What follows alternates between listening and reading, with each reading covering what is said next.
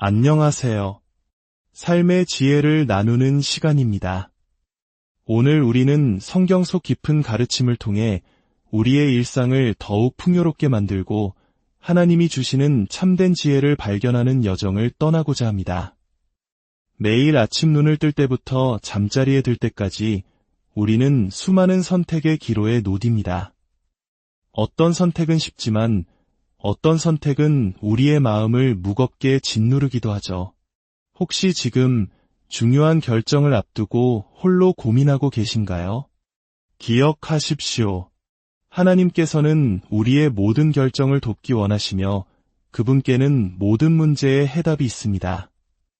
이 귀한 말씀을 듣기 전에 잠시 하나님의 은혜를 더 널리 전하는 일에 동참해 주시길 부탁드립니다.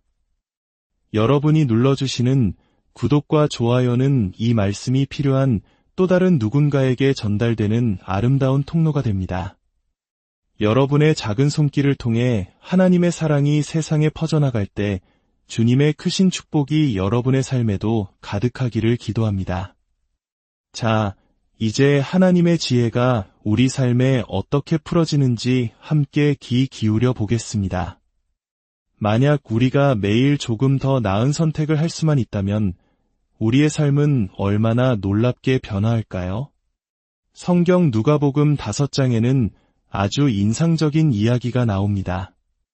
밤새도록 고기를 잡으려 애썼지만 한 마리도 잡지 못해 지쳐있던 베드로에게 예수님께서 다가오셔서 말씀하십니다.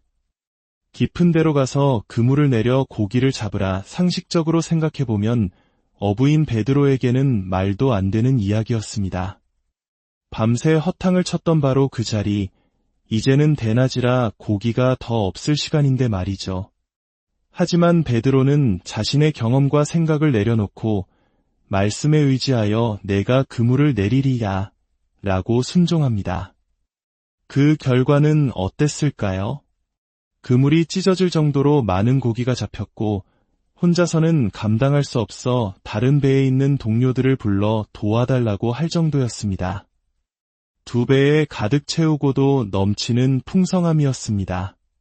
저는 약 20년 전 이 누가복음 5장의 말씀을 통해 깊은 깨달음을 얻었습니다.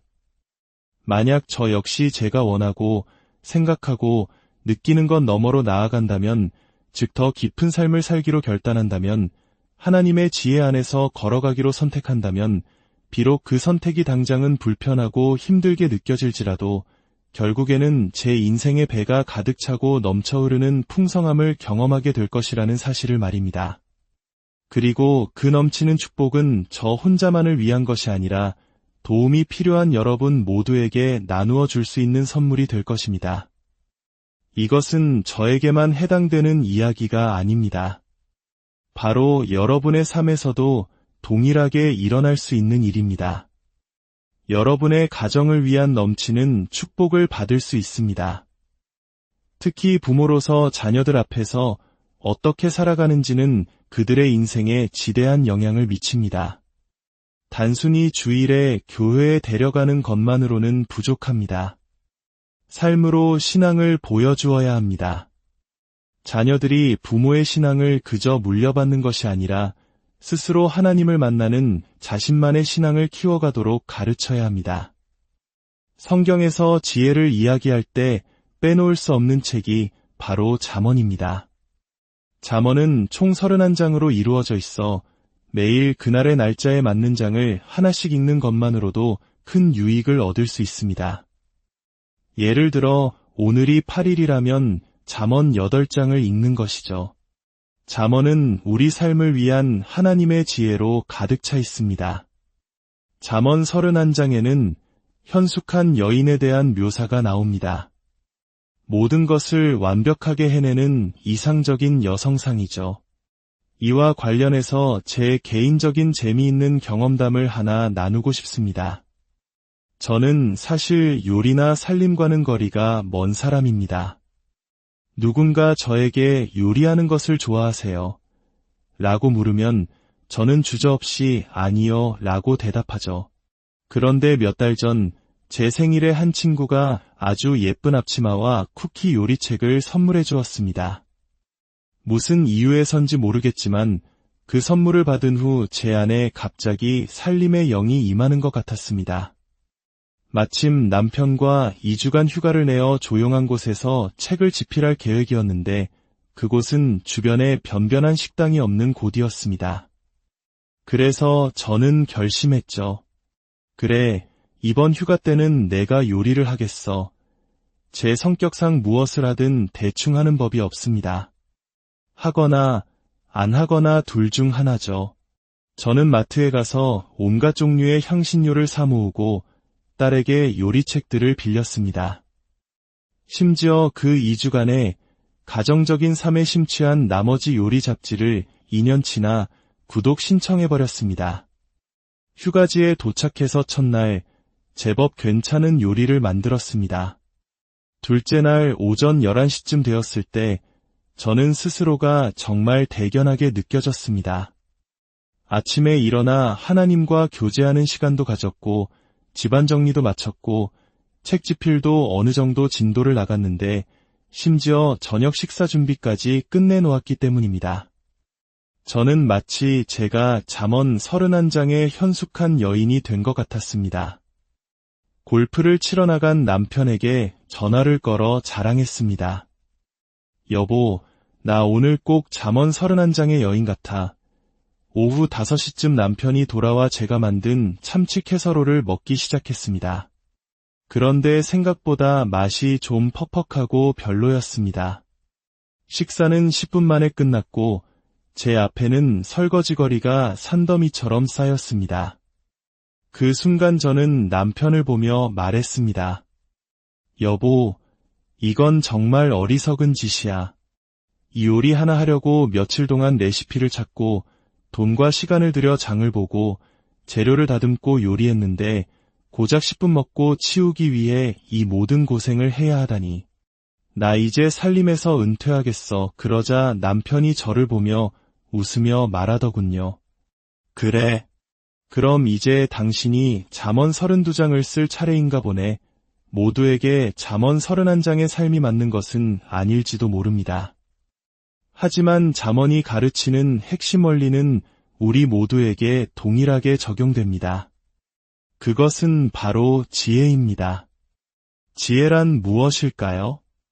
지혜란 나중에 기뻐할 일을 지금 하는 것입니다. 당장 기분 좋은 일을 하는 것이 아닙니다. 당장 빠른 결과를 얻을 수 있는 일을 하는 것도 아닙니다.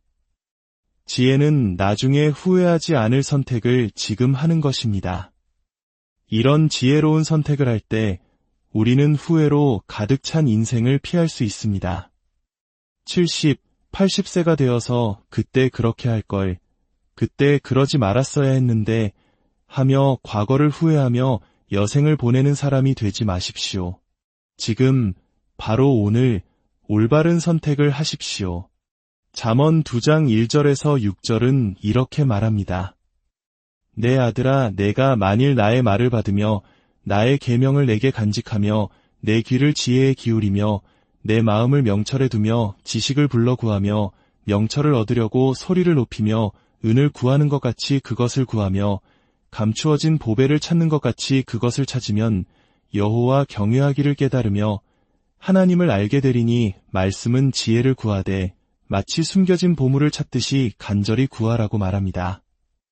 여기서 찾는다는 말은 갈망하고 추구하고 온 힘을 다해 좇는다는 의미입니다. 우리가 은이나 금과 같은 보물을 찾듯이 하나님의 지혜를 간절히 구할 때 그때에야 비로소 우리는 주님을 경외하는 법을 깨닫고 전능하신 하나님을 알게 될 것이라고 약속하십니다. 여러분, 우리는 하나님과 친구처럼 친밀한 관계를 맺어야 합니다. 하지만 동시에 우리는 그분이 온 우주를 다스리시는 전능하신 창조주 하나님이심을 잊어서는 안 됩니다. 그분은 마땅히 존경과 경외의 대상입니다. 하나님을 무서워하라는 말이 아닙니다. 하지만 하나님의 말씀에 불순종하는 것은 두려워해야 합니다. 우리는 하나님의 사랑과 자비, 용서하심에 대해 배우는 것을 좋아하지만 그분의 공의로우신 면을 잊어서는 안 됩니다. 우리가 하나님을 실망시켜드렸음을 깨달았을 때 우리 마음속에는 거룩한 떨림이 있어야 합니다. 그것은 하나님을 사랑하고 존경하기에 그분의 말씀에 순종하고자 하는 마음에서 비롯되는 것입니다. 잠언 4장 8절은 말합니다. 그를 높이라 그리하면 그가 너를 높이 들리라. 만일 그를 품으면 그가 너를 영화롭게 하리라. 여러분의 삶에서 높임받는 것, 즉 승진과 성공을 원하십니까? 그렇다면 지혜를 사용하십시오. 어떤 사람들은 직장에서 어리석은 행동 때문에 결코 승진하지 못합니다. 근무 시간에 인터넷 서핑을 하다가 상사가 지나가면 일하는 척하고 업무 시간에 개인적인 전화를 하고 회사의 고무줄, 연필, 종이 클립 같은 비품을 집으로 가져갑니다. 그러면서 왜 자신의 삶에 축복이 없는지 의아해합니다. 지각하고 조퇴하는 것은 어떻습니까? 우리는 정직하게 아무도 보지 않을 때에도 옳은 일을 해야 합니다. 그것이 바로 하나님 앞에서 사는 사람의 태도입니다. 성경은 진정한 승진은 하나님으로부터 온다고 말합니다. 하나님께서는 지혜롭게 행하는 자를 높이십니다. 직장에서 스스로를 없어서는 안 될 귀한 존재로 만드십시오. 최소한의 일만 하려고 하지 말고 할 수 있는 한 최선을 다하십시오. 한 걸음 더 나아가는 사람이 되십시오. 직장을 그만둘 때에도 마찬가지입니다. 어차피 떠날 회사라고 마지막 한 달을 게으르게 보내지 마십시오. 떠나는 마지막 순간까지 최선을 다하십시오. 당신이 어떻게 떠나는지가 당신이 새로운 곳에서 어떻게 시작할지를 결정하기 때문입니다. 성경 속 다윗 왕을 보십시오. 그가 지혜롭게 행할 때마다 그는 높임을 받고 축복을 받았습니다. 그러나 그가 어리석게 행동했을 때마다 그의 삶에는 전쟁과 고통이 따랐습니다. 성경은 반복해서 다윗이 지혜롭게 행하니라, 그리고 그는 높임을 받았더라 라고 증언합니다. 오늘 아침 우리 함께 이렇게 고백해 볼까요? 내가 지혜롭게 행하면 하나님께서 나를 높이시리라. 야고보서 1장 5절은 우리에게 이렇게 격려합니다. 너희 중에 누구든지 지혜가 부족하거든 모든 사람에게 후히 주시고 꾸짖지 아니하시는 하나님께 구하라 그리하면 주시리라. 인생의 방향, 진로, 자녀 양육, 혹은 매일의 사소한 결정들 앞에서 가장 먼저 하나님께 나아가 그분을 신뢰하며 그분의 인도하심을 따르기로 선택합시다. 하나님과 그분의 말씀과 함께하는 여정을 걸을 때 우리는 문제의 크기와 상관없이 그분이 언제나 우리를 돕고 인도하실 준비가 되어 있음을 발견하게 될 것입니다. 오늘 올바른 선택을 할 때 우리는 더 행복한 내일을 맞이하게 될 것입니다. 사랑하는 여러분, 오늘 들은 말씀을 마음에 새기고 삶으로 살아내기를 소망합니다. 지혜의 근원이신 하나님께서 여러분의 모든 걸음을 인도하시고 여러분의 모든 선택 가운데 함께 하시기를 간절히 기도합니다. 여러분의 가정과 직장, 그리고 관계 속에 하나님의 평강과 축복이 넘치기를 축원합니다.